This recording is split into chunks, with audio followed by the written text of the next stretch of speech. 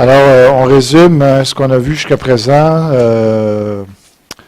Donc, oui, l'Écriture existait. Moïse a pu bel et bien écrire Genèse. Aussi, c'est pas juste un rassemblement de textes qui étaient éparpillés un peu partout, puis que quelqu'un, à un moment donné, a décidé de rassembler. C'est vraiment Moïse. On croit que c'est vraiment Moïse qui a écrit ça. Il peut y avoir peut-être certaines parties qui ont été rajoutées parce que qui a pu raconter la mort de Moïse? À la fin, alors il a bien fallu que quelqu'un la raconte, mais pas lui. Hein?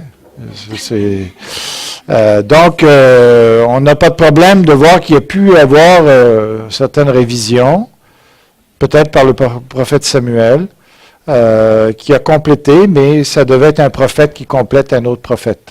Alors, qu'il y ait eu certaines parties qui étaient intégrées par la suite dans le texte de Genèse, c'est pas impossible.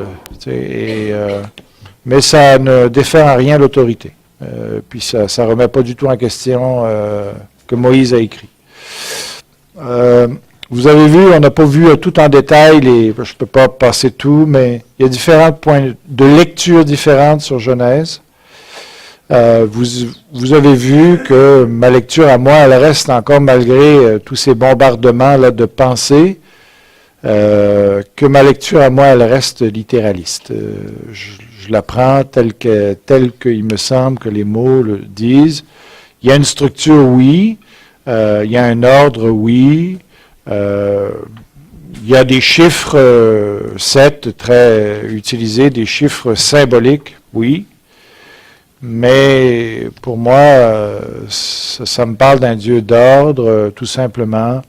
Et puis, il peut avoir fait les choses de cette manière-là. D'ailleurs, il y a bien d'autres parties dans la Bible où il y a des chiffres impliqués. La Bible est un livre où il y a beaucoup de chiffres. Que ce soit sur Jésus, que ce soit sur d'autres choses. Et puis, alors je pense que même, ils ont fait 7 fois le tour de la ville de Jéricho. La dernière journée, ils ont fait 7 fois le tour de la ville encore. 7 fois 7, des chiffres très symboliques, mais ça n'empêche pas la réalité que je crois vraiment qu'ils ont fait 7 fois le tour de Jéricho, puis la dernière journée, 7 fois encore.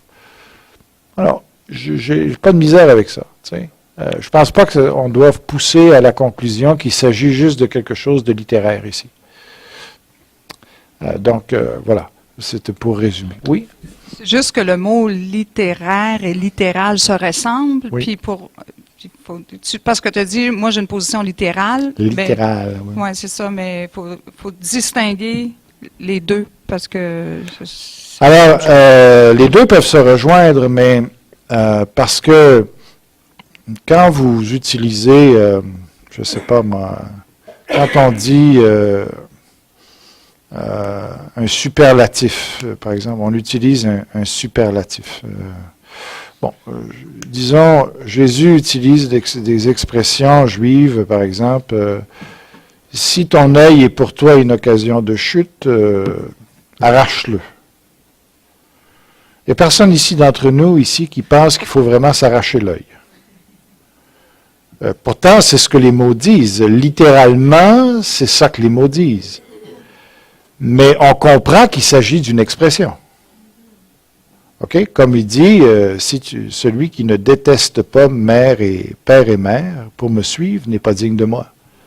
Est-ce qu'il y a quelqu'un qui pense vraiment qu'il faut détester son père et sa mère? Haïr, détester. Oui. Alors non.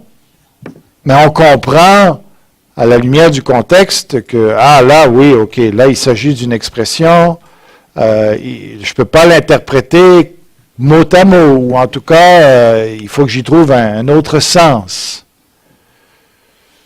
Donc, ça, c'est du littérarisme, c'est d'être littéraire. On comprend le style littéraire qui est employé, qui a son interprétation, la parabole. elle a son interprétation. Quand tu lis une parabole, il faut que tu saches comment interpréter une parabole. Ça ne se lit pas comme ça. Il y a des lois qui sont rattachées à la parabole, et il faut que tu connaisses ces lois-là quand tu viens lire une parabole, sinon tu risques de mal l'interpréter. OK? Alors, il y a des lois comme ça, littéraires. Eux, ce qu'ils disent, c'est que Genèse, pour eux, rentre dans un style littéraire qui fait qu'on peut très bien le comprendre sans que ce soit passé historiquement comme ça. Ils sont assez convaincus qu'il s'agit très bien, très clairement pour eux d'un style littéraire et qu'on doit interpréter particulièrement. Moi, ils ne m'ont pas convaincu. Alors, c'est tout ce que je peux dire. Mais dans d'autres pays, arrache-toi à mettre, c'est avec ils le font. Ils le font. Oh, d'accord, mais là, on ne rentrera pas là-dedans. Là. Je trouve ça ridicule aussi. Oui, bon. Ouais. Où est le verset qui dit que la parole ne doit pas faire un sujet d'interprétation particulière? C'est de l'interprétation qui nous amène. Oui, mais qui te dit que tu n'as pas l'interprétation particulière, toi? Et comme moi. Oui, mais dans le sens que si je lis la parole parce que je dis Dieu me parle dans la parole, Oui. ben là, je ne l'interprète pas de façon particulière, je l'interprète telle qu'elle est écrite. Je ne parle pas là, de littéraire, je parle de littéral. Mais est-ce que tu as compris mon explication? Dans le sens que, j'ai dit, par exemple, s'il faut que tu t'arraches un œil, ça dit, tu ne l'interprètes plus littéralement. OK? Tu vas l'interpréter littéraire parce que tu te dis, bon, c'est une façon de s'exprimer. Il veut traduire un certain radicalisme. Tu sais, il veut exprimer une idée qui, wow! Tu sais? Mais là, toi-même, tu fais une interprétation qui n'est pas mot à mot. Parce que tu te dis, non, là, il faut l'interpréter un peu différemment. Tu n'interprètes pas les psaumes comme tu interprètes les écrits historiques. Les psaumes, il y a une poésie là-dedans. Il y a une façon de faire rimer les choses qui font qu'il faut une certaine façon de l'interpréter. Okay. Dépendamment du style littéraire, ça fait varier un peu la façon d'interpréter. Et c'est pas parce que quelqu'un pense que c'est un style littéraire et qu'il l'interprète de cette manière-là qu'il fait une interprétation particulière. Il est profondément convaincu qu'il est en train de respecter la Bible en faisant ça. Je ne suis pas d'accord avec lui, mais je n'irai pas quand même à lui dire, tu fais une interprétation particulière, tu ne te laisses pas diriger par le Saint-Esprit pour dire ce que tu dis. J'aurais peut-être tendance à dire ça parce que moi, ça me choque, cette façon de voir le texte. Et j'ai l'impression qu'on est en train de détruire quelque chose de très, très sérieux. Et quand la parole elle parle d'un œil, on sait de quoi la parole parle. Okay? S'arracher, on sait de quoi la parole parle. Quand on parle d'un jour, on sait d'où ça vient le jour. Aujourd'hui, on vit des jours de 24 heures. Fait que là, on comprend qu'un jour, il y a un soir puis un matin. Il me semble que c'est comme ça. Il me semble que cette expression-là est tellement avec insistance, surtout de le répéter les 6 jours, il y eut un soir, il y eut un matin. C'est tellement affirmatif que j'ai de la misère à penser que Dieu veut dire autre chose que ça. C'est ça, tu sais, il y eut un premier jour, il y eut un deuxième jour. Il y a une insistance dans le texte qui me dit, wow, j'ai pas de la misère à me détacher de cette façon de comprendre. Même si la science nous dit, vous êtes désarriérés avec vos jours. Là. Tu sais, bon, ça m'influence pas trop, mais... Dieu nous trouve corrects. Oui, c'est sûr. Oui,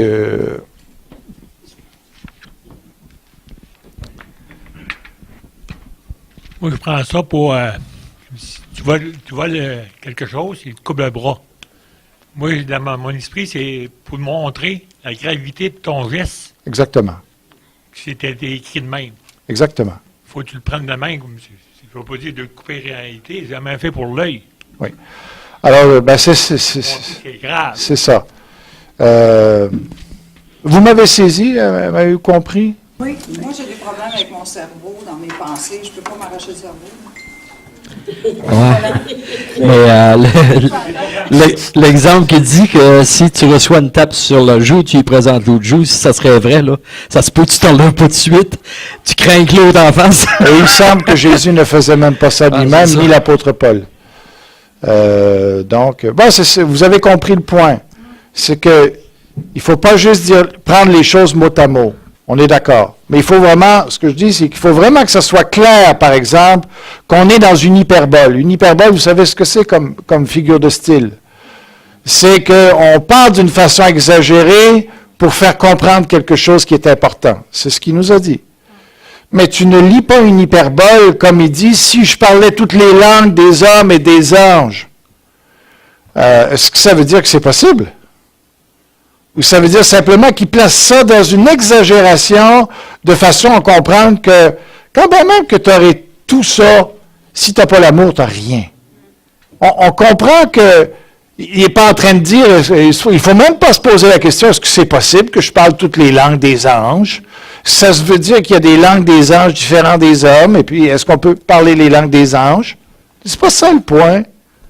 Le point, c'est, écoute, si tu n'as pas l'amour, même quand même, tu aurais tout le reste, tu n'as rien. On comprend l'idée. Alors, il faut quand même être conscient des figures de style quand on interprète la Bible. Et c'est pas parce qu'on respecte une figure de style pour interpréter en fonction de cette figure de style-là qu'on n'est pas littéral. C'est juste qu'on interprète mieux la Bible. Mais le point, est-ce que Genèse 1 est une figure de style? Est-ce que c'est de la poésie? Moi, je dis non. C'est tout. C'est le fondement. C'est notre fondement. Oui, exactement. Je pense qu'on est en... C'est ça. Alors, je n'ai pas besoin de rajouter. Maintenant, on va rentrer dans le texte lui-même. OK, Genèse 1, on va aller voir les 2 premiers versets. Donc, on va fonctionner par section. Alors, attendez. Ici, OK, alors je ne vais pas trop... oui, alors je ne parlerai pas trop du Big Bang. Ça, j'ai déjà parlé de ça, la structure. Alors, voici ce que ça donne quand on fait du coloriage de Bible. Alors, pour ceux qui sont contre le coloriage de Bible, ça donne une Bible comme ça. Pourquoi? Parce que chaque couleur correspond à quelque chose. Ça me permet de compter. Alors, voilà ce que... Peut-être mes chiffres, il faudrait les réviser, mais voici ce qu'on a... 8 choses, donc même peut-être même pas 7, mais on peut peut-être être divergent. Alors, je trouve, ça c'est, c'était quoi ça, l'ordre? En tout cas, je vais y aller avec tout d'abord avec les injonctions. Dieu dit. Alors, j'en trouve tout d'abord 8, 2 et 1. Alors, ça donne 11. Il y en a 11. J'en compte 11. Vous pourrez voir en coloriant votre Bible ou en les comptant combien il y a de Dieu dit dans le récit. Il y a des constatations. Ensuite, et l'ordre. Alors, c'est ça. Ici, en haut, c'est pour dire, dans le premier jour, il y avait 7 composantes. Dans le deuxième jour, il y avait 6 composantes. Dans le troisième jour, il y avait 10 composantes. Alors, parce qu'il y a des choses qui se redoublent. Par exemple, dans une journée, on peut avoir 2 fois Dieu dit, ce qui augmente le total d'une journée. Mais ces éléments-là, on les trouve plus ou moins dans chaque jour. Des Dieu dit, il y en a dans chaque jour. Des constatations, on en trouve 7 en tout, 6 probablement, alors dans 6 jours, et puis on en trouve un autre par la suite, mais où on a déjà, dans une journée, il peut y en avoir eu 2. Mais en tout cas, en tout, il y en a 7. Et ça dit, et il fut ainsi, ou cela fut ainsi. Constatation. Évaluation, il y en a 7 aussi. J'ai compté, Dieu vit que cela était bon. Dans réalisation, mais ça nous fait réaliser des choses quand on étudie ça. réalisation. Et Dieu fit ou créa. Ça, j'avais jamais remarqué ça avant de voir ça. Il y a Dieu dit dans le texte, et par la suite, il fait la chose. Mais là, ça pose la question, comment ça, la parole de Dieu n'est-elle pas efficace pour créer? Est-ce que Dieu a besoin de se mettre à travailler ou à se mettre à faire pour que la chose se fait? Vous n'avez pas remarqué ça? Mais dans mon truc bleu ici, c'est assez facile à voir ici dans mes petites couleurs. Alors, il dit, par exemple, au 2e jour, Dieu dit qu'il y ait une étendue entre les eaux pour les séparer les unes des autres. Bon, alors je me dis, il devrait être là. Et d'ailleurs, après, même dans certaines journées, ça dit, et cela se passa ainsi. Alors, c'est fait. Alors, pourquoi par la suite, est-ce que c'est mentionné, Dieu fit l'étendue et sépara ainsi l'eau qui est au-dessous de l'étendue et celle qui est au-dessus? Dieu dit et Dieu fit. Alors, c'est quoi? C'est une répétition? Il se répète? Il veut mettre l'insistance? Alors que dans certaines journées, il y a cette idée-là, et cela fut ainsi entre les deux. Tu dis, non, il y a peut-être quelque chose d'autre là. Moi, j'ai l'impression que c'est la Trinité qui est impliquée ici. Dieu dit, Jésus dit, il donne l'ordre. Mais le Saint-Esprit, sans qu'on le voie, par contre, il est mentionné au verset 2. Il est là. Mais comme c'est toujours le cas avec le Saint-Esprit, son rôle à lui, c'est de faire les choses dans le silence. Il ne se manifeste pas. C'est toujours discret, l'œuvre du Saint-Esprit. Alors, quand Dieu dit, maintenant je vais voir le texte de Genèse 1, en me disant, ça c'est Jésus qui est à l'œuvre. OK? Et quand après ça, il est question de Dieu fit, ou Dieu créa, c'est le Saint-Esprit qui est à l'œuvre pour moi, maintenant quand je lis le texte. OK? Ce n'est pas une simple répétition, ce n'est pas une accentuation, c'est une façon d'identifier que la Trinité est en train de travailler dans les choses. Ce qui va très bien avec le mot Elohim, qui est un pluriel masculin, et aussi avec cette idée, faisons l'homme, où l'homme est devenu comme l'un de nous pour la connaissance du bien et du mal. OK? Pardon? Parce que Dieu n'est pas péché que lui... Là, tu n'as pas de micro. Puis c'est peut-être pas une question tout de suite. Mais vas-y. Il dit l'un de nous. Oui. L'un de nous, il est venu comme l'un de nous. Pourquoi l'un? Pourquoi l'un? Ça veut-tu dire que, mettons, Dieu n'est pas péché? On va revenir à ça quand on va être à la fin de Genèse. OK? OK, non. Oui, c'est ça. Mais je retiens ta question. OK, parce que ça fait un point. C'est... ouais. OK? Dieu fit ou créa. Alors, des fois, il mentionne le mot créer, le mot faire. Là, il y a toute une question. Est-ce qu'il y a une distinction entre les deux, entre créer et faire? Est-ce que faire implique le fait qu'il a utilisé la nature, qu'il a utilisé la terre, et que créer veut dire qu'il l'a fait sans aucune utilisation de quoi que ce soit, mais juste comme ça? Créer de l'invisible. Alors que Hébreux 11.3 dit qu'il a créé de toute chose de l'invisible et pas du visible. OK? Alors, est-ce que le mot faire veut dire le mot créer? Il a la même force, finalement. Et que c'est nous qui avons fait des distinctions quand il parle de créer, bara, que là, c'est vraiment créé à partir du néant, et que les mots faire, c'est plus faible. Pas nécessairement. Après, il y a une appellation, mais c'est intéressant. Dieu donne un ordre. Hein? Il y a une constatation, ça se fait. Il y a une évaluation.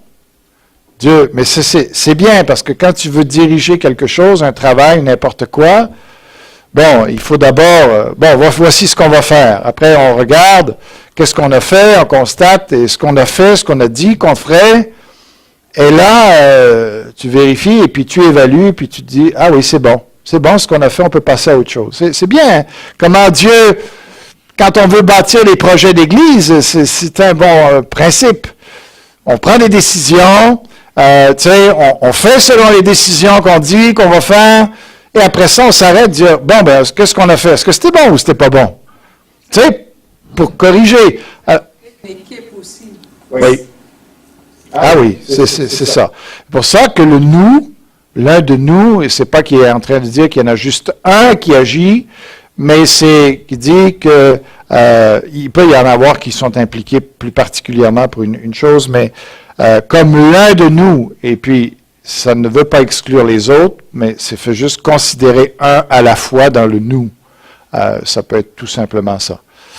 Mais ici, donc, il y a la réalisation. Ensuite, en tout cas, là, on peut se poser la question, pourquoi la réalisation après? Alors, il y a des questions à se poser, mais au moins, quand on a remarqué le texte, on se dit, après, on peut réfléchir correctement. Des appellations. 5 fois, Dieu appela. Vous avez remarqué qu'il a arrêté d'appeler au verset 10, jusqu'à la formation de la terre.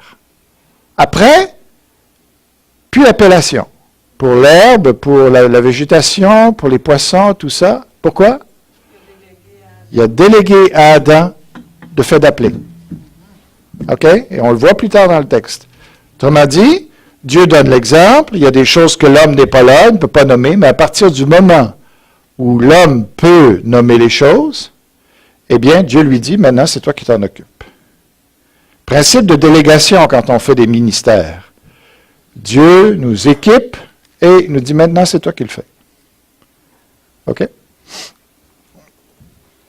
Bénédiction. Ça c'est une partie à part. C'est pour vraiment la reproduction. Ça, c'est vraiment quand il dit Dieu bénit dans la Bible, ça veut dire qu'il te donne la capacité de te reproduire en masse. OK? C'est intéressant, ça. Par rapport à la pensée qu'on a de la famille aujourd'hui, OK? Le monde nous dit, les enfants, c'est du trouble. Il ne faut pas en avoir trop, c'est ceci, c'est ça. Dieu dit, je te bénis, tu vas avoir beaucoup d'enfants. Et nous, on encourage de ne pas avoir des enfants. Est-ce qu'on a un choix à faire? Ou tu prends Dieu au mot, que c'est une bénédiction d'avoir des enfants et d'en avoir beaucoup, et on va revenir sur ce point-là parce que Dieu insiste beaucoup là-dessus. On va voir. Okay. Conclusion, il est un soir, un matin, numérotation, premier jour.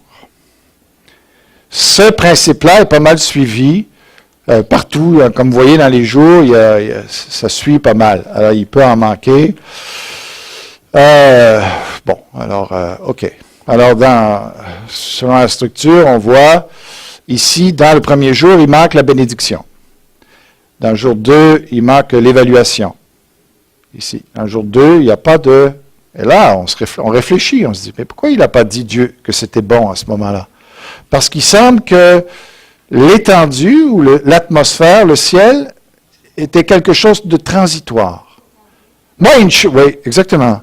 Et une chose qui m'a toujours fatigué, c'est pourquoi le verset 2, le verset 1 et 2 ne sont pas inclus, ou surtout le verset 2, dans les dieux dits.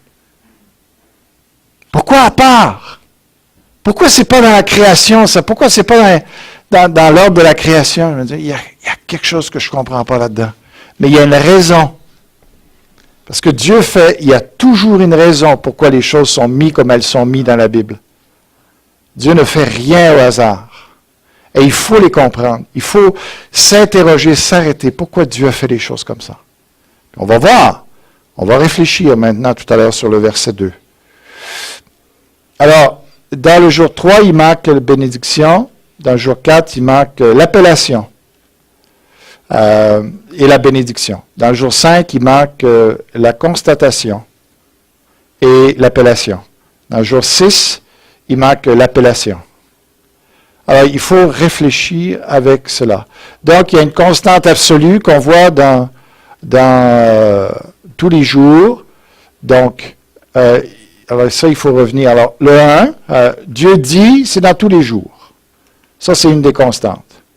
Le 4, c'est quoi? C'est la réalisation, je pense. Dieu fit, Dieu créa, dans tous les jours, il y a ça. 7, alors c'est quoi ça, 7? Attendez. Ouais. Si, voilà. 7, c'est la conclusion. Il y eut soir matin, et 8 est toujours là. Sauf le jour 7. Pourquoi? Encore là. Des raisons. OK. Alors, la structure du jour 7, juste intéressant, oui, c'est ça, c'est correct. Ça, c'est. Ainsi furent achevés, alors ça dit ici, ainsi furent achevés les cieux et la terre et toutes leurs armées. Ça, c'est la première phrase. Alors, on voit ici que ça, c'est en parallèle avec ce qui suit. Ainsi furent achevés, Dieu acheva, ce qui va avec ça aussi, il se reposa, et là, il se reposa encore. OK? Donc, ici, après, dans ça, on voit les mots parallèles de son œuvre, de toute son œuvre, parce qu'en ce jour, de toute son œuvre. Et là, il marque, j'aurais dû mettre ça ici, là, au septième jour, le septième jour, en ce jour. Alors, pourquoi il structure le texte de cette manière? On a l'impression qu'il se répète pour rien. C'est comme, il dit, il créa l'homme à son image, il le créa à son image, il le créa mâle et femelle. Pourquoi il fait ça? Une question d'insistance. Première phrase, l'emphase est sur Dieu créa. OK? Deuxième phrase, l'insistance c'est l'image. Troisième phrase, l'insistance c'est mâle et femelle. Il bâtit son raisonnement, voyez-vous. Il dit une chose, la première partie est ce qui est le plus important dans la phrase. Il dit une phrase, une autre phrase qui pour nous pourrait dire pourquoi est-ce qu'il se répète comme ça? Non, il ne se répète pas. C'est juste qu'il fait juste répéter une partie, mais la deuxième qui est mentionnée, c'est là que l'emphase maintenant tombe, et dans la troisième. C'est une façon de procéder pour les Juifs, pour enseigner des vérités, pour qu'on n'oublie pas les anciennes vérités, mais à chaque fois, il construit sur ce qui a déjà été dit, puis il avance. Ici, c'est la même chose. Alors, ici, il faudrait se reposer, ça va avec achever. Ça va, et sanctifier, se reposer. Donc, on voit, il y a deux insistances de reposer, OK? Et puis, une sanctification qui est mentionnée, une bénédiction. Maintenant, alors, Dieu achève son travail. Ça, au début, c'est la première insistance. Il achève, il dit, il termine. Quoi? Son œuvre. C'est quoi son œuvre? Parce que ça devrait être vis-à-vis. C'est les cieux et la terre et leur armée. Alors, son œuvre, c'est ça. Toute son œuvre, c'est ça. Pourquoi il parle d'armée? Parce qu'une armée, il n'y a rien de plus structuré qu'une armée. Okay? Une armée, là, il y a une hiérarchie. Puis, alors, il appelle une armée quoi? Pour Dieu, Genèse 1 et toute sa création, c'est une armée. Parce qu'il a tellement fait les choses d'une façon systématique. Voyez-vous? Et la troisième, dans la troisième catégorie de phrases, là où il veut mettre l'emphase, c'est septième jour. Ça a un peu été décalé avec le programme, là, mais alors là, et il le répète 4 fois. Premièrement, il voulait insister. Dieu a achevé, il s'est reposé en même temps. Et là, son œuvre, ça c'était la deuxième insistance, les cieux et la terre, qu'est-ce que c'était? Et là, pourquoi il répète les choses, c'est qu'en troisième, on veut que ça soit bien ancré en nous, septième jour.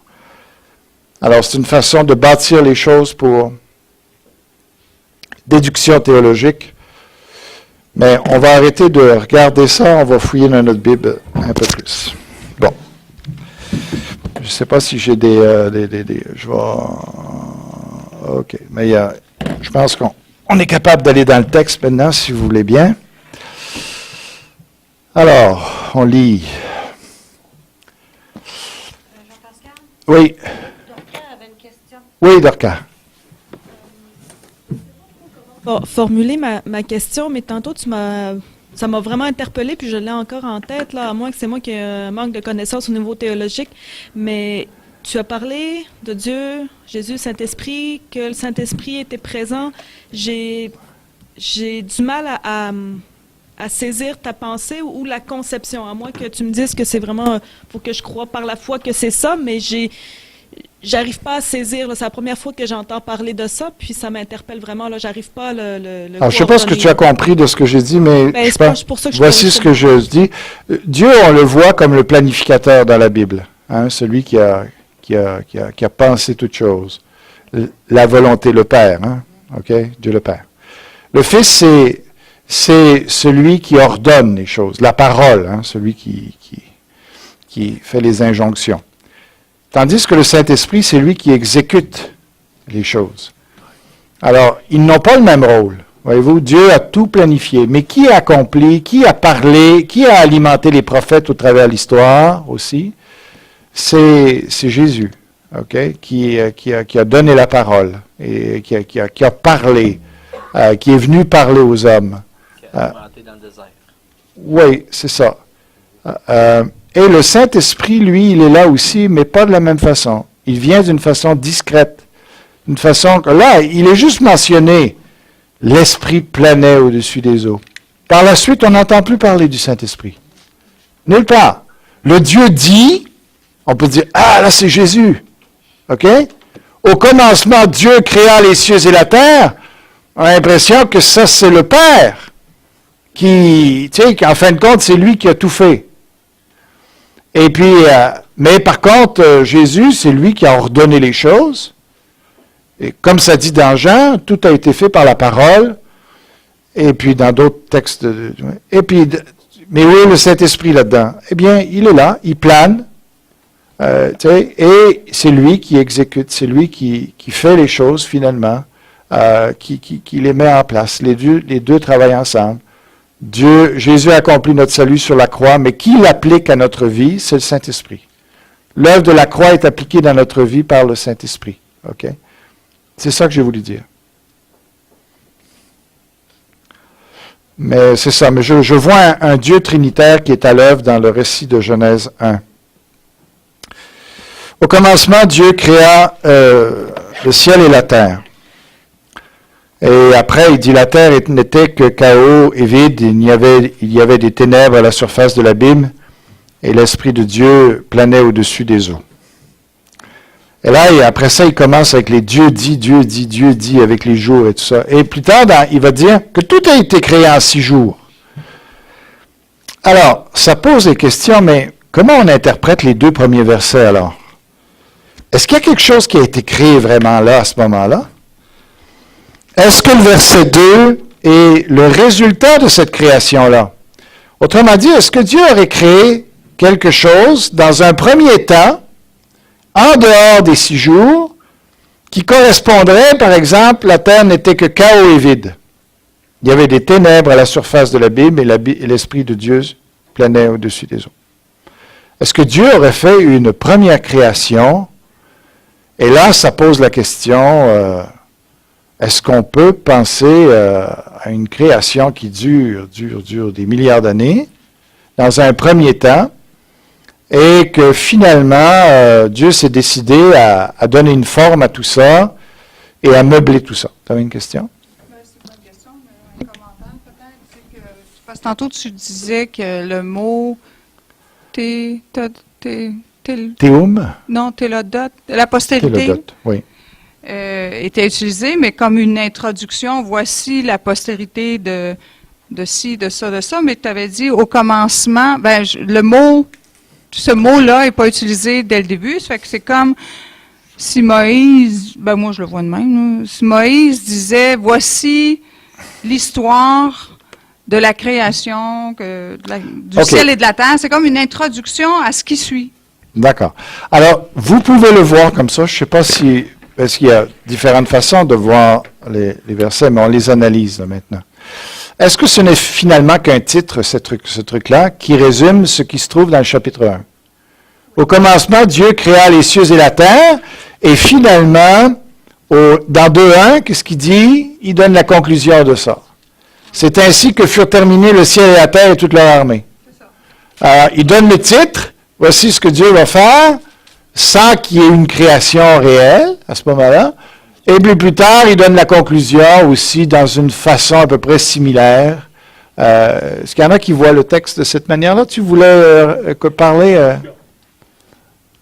Oui. Je ne savais pas si ça avait rapport avec Jérémie 4, 23, là, sur la place qui est marquée voici la terre est informe et vide. Là. C'est les deux seules places qu'on voit ce passage-là dans la Bible, là, Genèse 1, 1 puis Genèse 4, 23. Là. Est-ce qu'on Jérémie 4, 23. On peut lire Jérémie 4, 23 si vous voulez bien.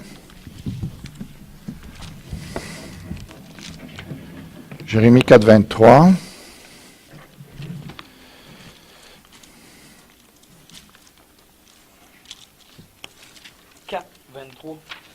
Oui.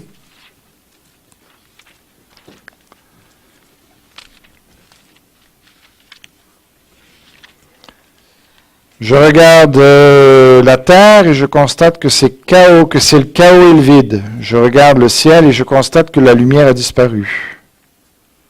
Je regarde les montagnes et je constate qu'elles tremblent et toutes les collines sont secouées. Alors, très très beau passage pour se dire, est-ce qu'il faut prendre ça littéralement ou c'est une façon de s'exprimer?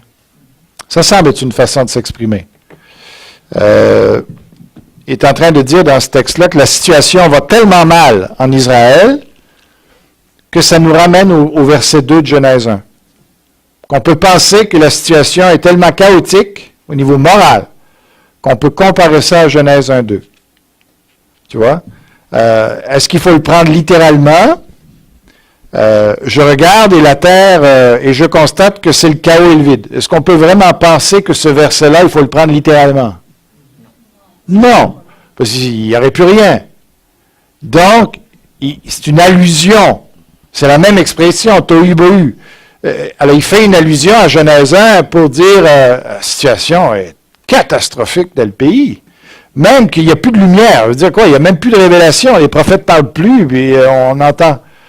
Tu vois que c'est une image. Alors, ceux qui interprètent le texte comme ça ne sont pas infidèles aux Écritures.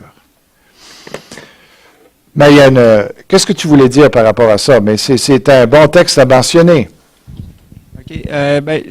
Parce que moi, dans l'autre version que je lisais, là, c'était comme copier-coller. Oui, mais c'est sûr qu'il reprend. Il reprend Genèse 1-2. Ça, c'est clair. Mais avec quel sens il le reprend? Avec un sens, à ce moment-là, ici, qui est spirituel, pour donner une leçon, ou pour décrire une situation morale. OK? Si on regarde un autre texte, Ésaïe 45, on peut regarder dans Ésaïe 45, si je ne me trompe pas, remarquez le verset 7, et puis après on ira au verset...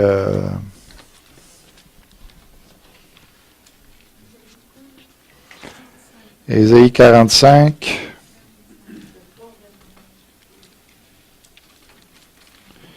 Quelqu'un veut lire Ésaïe 45, verset 7 avec le micro, s'il vous plaît? Je forme la lumière et je crée les ténèbres. Je donne la paix et je crée le malheur. C'est moi, l'Éternel, qui suis l'auteur de tout cela. OK. Et plus loin, il me semble que...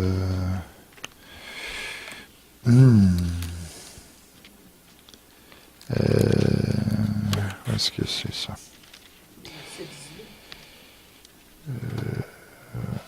Oui, qu'est-ce que tu vois dans le verset 18? Exactement. Oui, vas-y, continue. Non, il faut que ça soit un micro pour que ça passe dans l'enregistrement. Car ainsi parle l'Éternel, le Créateur des cieux, le seul Dieu qui a formé la terre, puis qui l'a faite et qui l'a affermie. Puis il l'a créée pour qu'elle ne soit pas déserte. Il l'a formée pour qu'elle soit habitée. Je suis l'Éternel. Alors, dans l'original, ça dit pour qu'elle ne soit pas informe et vide. Qu'elle ne soit pas tohu bohu. Aussi. Oui. Pasteur, j'ai pas les versets, mais je pense que c'est dans la Genèse, et rien n'a été fait sans elle. La Oui. lumière, il parle de la lumière. Oui, exactement. Jean 1,3 OK. qui parle de Jésus. OK. OK. On va revenir à Genèse. C'est dans Genèse. OK, oui. C'est parce que des fois, la terre veut dire deux choses. La boule globale et la terre qui est solide, qui se trouve en Dieu, appela le sectaire. Ouais. Puis tu as la terre, la boule au complet. Ça fait que c'est pour ça, d'après moi, que au début, la terre au complet était informe. Après ça, il l'a rendu forme en 10. C'est la même terre-là. Oui. Oui. C'est parce qu'il y a deux. Il peut parler de la terre. Vous comprenez ce que je veux dire? Oui. Oui. Alors, bon, ce qu'on dit finalement, c'est qu'il y a plusieurs façons de comprendre ces versets-là, mais deux grosses façons. C'est soit qu'on donne un titre, que Genèse 1.1, c'est un titre global qui n'a pas de réalité dans le concret. C'est-à-dire que Dieu n'est pas en train de créer. Quand il dit au commencement, Dieu créa le ciel et la terre, c'est pas qu'à ce moment-là, il est en train de créer. Mais si on le prend comme ça, on a un problème quand même avec le verset 2. Parce qu'il dit la terre était chaos et vide, ou informe et vide. Il y avait des ténèbres à la surface de l'abîme et l'Esprit de Dieu se... Tu dis, ouais, mais ça veut dire que quoi? L'eau, si on parle juste de l'eau ou l'abîme, était déjà là, et depuis combien de temps? Alors, est-ce qu'il y en a qui prennent ce verset-là pour dire la matière a toujours existé? Et puis même, il y en a qui ont poussé la réflexion plus loin. Il y a le Dieu matière et il y a le Dieu. Il y a deux dieux, finalement. Les deux existent de toute éternité. Bon, c'est ridicule.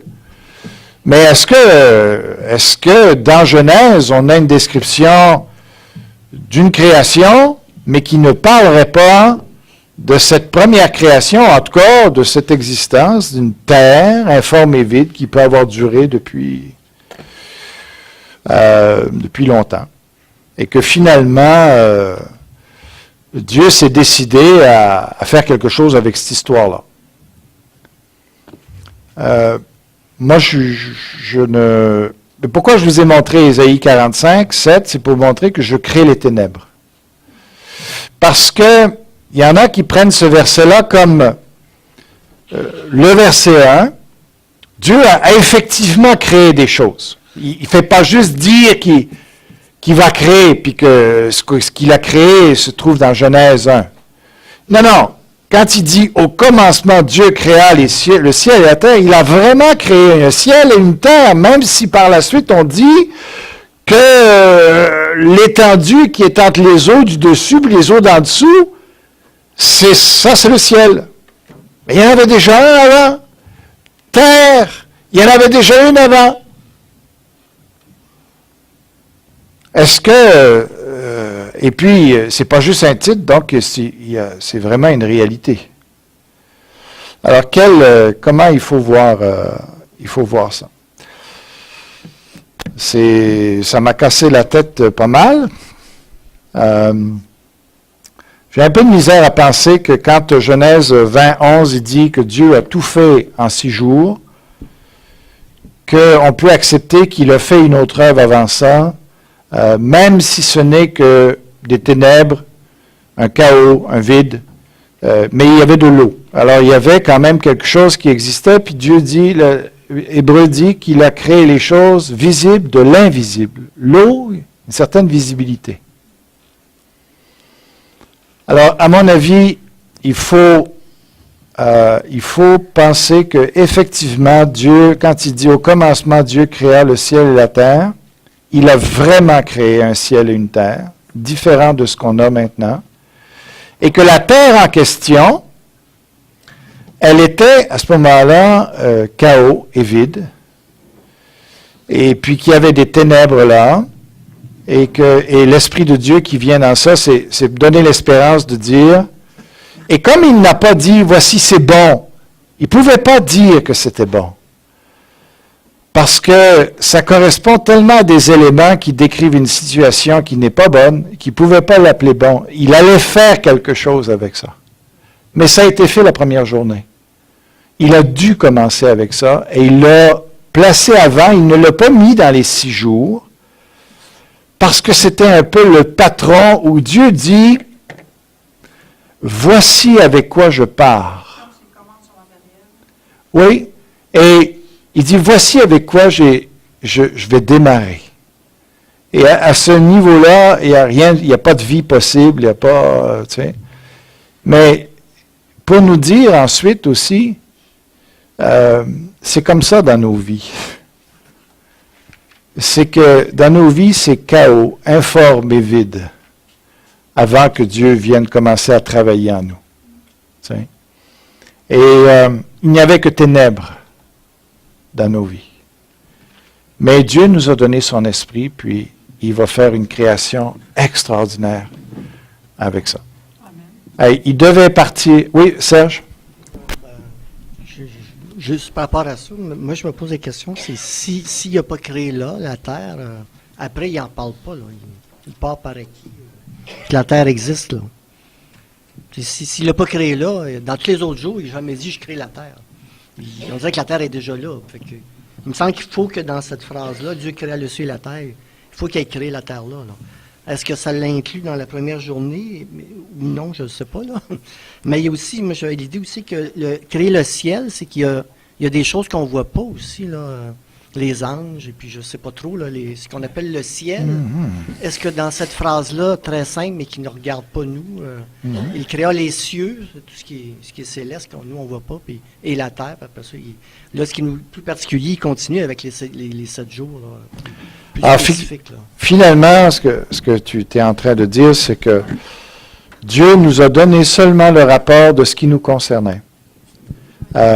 Et que quand il dit qu'il a tout créé en 6 jours, l'idée c'est en 6 jours tout ce qui se rapporte à l'homme, tout ce qui est sous l'autorité de l'homme. Mais ce qui n'empêche pas Dieu d'avoir créé autrement. Et puis, alors moi je le vois comme ça. Et mais pourquoi il l'a placé avant les 6 jours? Ben, c'est cette idée-là aussi, je pense, qui est en train de dire, voici la table que j'ai mise. Et regardez pas la table, mais regardez ce que je vais mettre sur la table. Et nous, le reste de la création est ce qui est sur la table. Mais il fallait qu'il parte quelque part avec une situation qui est assez épouvantable, tu sais, chaotique et tout ça. Et puis même, il veut pas donner tellement, il donne pas de commentaire de ça. Il est obligé de partir avec ça. Et il aurait pu faire les choses sans que préciser ça. Mais il a voulu que ça soit précisé, il a voulu faire cela avant, et je pense qu'il y a une raison à ça. Et c'est là que ça nous sert d'enseignement, que c'est ça que nous sommes. C'est de là qu'il part dans nos vies quand il vient nous sauver. Et il va nous reconstruire, et l'Esprit de Dieu, ici, est présenté comme l'aigle qui plane au-dessus de ses petits pour les protéger, pour veiller sur eux, pour leur apprendre à voler aussi, parce que l'aigle va picosser son aiglon, le pousser en bas du nid, pour lui dire, bien maintenant, je vais t'apprendre à voler. Et c'est cette idée-là du Saint-Esprit qui est donnée ici pour faire en sorte que, pour nous accompagner dans notre vie spirituelle. Oui. Moi, ce que je remarque, c'est aussi les cieux, c'est au pluriel dans cette portion-là. Ils sont tous au pluriel, c'est toujours... Pas dans le cas écrit l'étendue, il l'appelle ciel. Oui, OK, oui. Dans le fond, je voyais ça comme ça rejoint quand il dit « Voici les origines oui, la voûte, il l'appelle la voûte à ce moment-là, ici, au singulier. Ouais, voici les origines des cieux et de la terre, quand il fut créé. Puis plus tard, il va dire et toute leur armée, là, je sais pas où, mais finalement, il est au pluriel. Ouais. Puis plus tard, il revient au pluriel, mais entre-temps, quand il crée vraiment le ciel, l'étendue, ça a l'air d'être plus précis. Oui. Fait que là, vu qu'il est au pluriel, ça donne c'est une bonne constatation. Les eaux, OK, Donc, les cieux, ça s'appelle Hashamayim, ou sans article, c'est Shamayim. Comme Elohim, le him indique le pluriel. Et les cieux sont Shamayim, et puis les eaux, c'est Mayim. Et donc, tout est mis au pluriel, effectivement, ici, sauf la voûte que tu parles, l'étendue, qui est Rakia, hein, Rakia. C'est ça. Fait que ça peut, comme dans ma tête, vouloir dire que c'est plus vaste, là. Oui, et je pense que l'idée du pluriel est là pour montrer l'immensité. C'est ça. Autant que ce soit pour les eaux, que ce soit pour les cieux, que ce soit pour Dieu, Elohim. Pourquoi il se présente comme un pluriel? Il y a l'idée de la Trinité, je pense que Dieu connaissait déjà, même si Moïse, lui, ne pouvait pas percer ce mystère-là déjà. Mais l'idée de le mettre Dieu au pluriel, c'est le pluriel de majesté, d'immensité. Qui est... Est-ce que ça peut faire référence plus à l'univers à ce moment-là? Moi, je connais pas les termes en hébreu. Il y en a qui vont dire que l'expression ciel et terre, il ne faut pas les diviser. Okay. Parce que c'est une expression qui veut dire l'univers. Il ne faut pas le compartimenter. OK. Parfait. Jean-Pascal, qu'est-ce qu'on voit un peu là-dedans ça? C'est quand il parle aussi les dieux. Dieu au pluriel, pour parler de la Trinité? C'est un singulier pluriel, c'est ça qui est particulier. Mais dans Hébreu et l'Ancien Testament, les personnes qui connaissaient pas... masculin pluriel, excuse-moi, c'était pas un singulier pluriel, c'est un masculin pluriel. Puis c'est ça qui vient dans les autres religions qui parlent des dieux. Oui, exactement. Je pense que la perversion... C'est ça. Que le diable a fait avec ce texte-là, avec le temps, après que ce soit... Parce que là, tout ça se faisait par tradition orale, la plupart du temps, OK? Alors, on parle de Elohim, qui est un pluriel. Alors, c'est facile d'arriver à la conception, il y a plusieurs dieux à ce moment-là. Ça, c'est la perversion diabolique qui est venue par la suite. Au lieu de comprendre vraiment la Trinité, OK, on en a fait plusieurs dieux. D'accord. Ça ressemble à ça, Mais le polythéisme était déjà avant que le mot Elohim soit entendu. Il était entendu d'une façon orale, sans doute. Mais là, quelle était la langue originale? OK? Là, on parle de ce qui est écrit par Moïse. Mais il y en a qui ont pris le verset ici pour... au commencement, Dieu créa le ciel et la terre, et ça, c'était la première création qui était absolument merveilleuse. Et au verset 2, ils traduisent ici, la terre devint tohu-bohu, informe et vide. Il n'y avait des ténèbres à la surface de l'abîme, et l'Esprit de Dieu planait au-dessus des eaux. Alors ils disent, ça ici, ça correspond à la révolte du diable. Lorsque Dieu l'a chassé et qu'il l'a envoyé sur la terre, ou dans les airs, que ça aurait créé un tel bouleversement que c'est ça que ce verset-là est en train de traduire, et que finalement, Genèse 1, ce que l'on a, c'est une reconstruction de l'univers. C'est tiré par les cheveux, et c'est le seul verset qui parlerait comme ça. C'est vrai qu'il y a une chute du diable dans la Bible, mais de là à penser qu'il a bouleversé une première création que Dieu a fait, finalement, on n'aurait pas aucun rapport de la vraie création de Dieu, mais juste d'une recréation. Ce qui, pour la plupart maintenant des exégètes, ça a été une position qui a été popularisée beaucoup par la Bible Scofield. Si vous avez une Bible Scofield, je pense que tu as une Bible Scofield, ça, c'est la position qui est défendue, l'interprétation qui est défendue de ces versets-là. Ça ne tient plus beaucoup. On tire beaucoup l'instruction que tohu et bohu, désordre et vide, ou désert et vide, et des ténèbres à la surface de l'abîme. On dit, ça ne peut pas être le résultat d'une création que Dieu a fait. Dieu ne crée pas un truc comme ça, il ne crée pas des choses chaotiques. C'est pour ça que je vous ai fait lire Ésaïe tout à l'heure. Il n'a pas créé la terre pour qu'elle soit déserte, il n'a pas créé pour qu'elle soit vide ou sans habitants. Mais le point, c'est c'est sûr qu'il ne l'a pas créée pour être déserte, parce qu'elle ne l'est pas déserte, et elle est elle est très bien armée ou très bien peuplée. Donc, ça parle que c'est un but. Il n'a jamais pensé laisser la terre dans le premier état de Genèse 2, mais c'est pas pour dire que Dieu n'est pas capable de créer un chaos dans lequel par la suite il va ordonner. Et c'est pour ça que j'ai donné le verset dans Ésaïe 47:7 où il dit « Il crée les ténèbres ». C'est pas juste le résultat de l'œuvre du diable, ça. Il crée les ténèbres. Les ténèbres, le noir, ça vient de lui aussi. OK? Il peut pas dire que c'est bon parce qu'il s'arrêtera pas là. Mais c'est quand même lui qui en est l'auteur. Dans le fond, tout c'est comme moi dans ma version, c'est désolation. Mais dans le fond, Dieu veut nous montrer tout ça parce que c'est son plan à lui pour à la toute fin le glorifier, le célébrer, le louer, l'adorer quand on sera avec lui dans les cieux. Parce qu'on va avoir tout vu ça, participer à ça, puis ça va servir à sa gloire. Oui. OK. On va... oui, Mireille?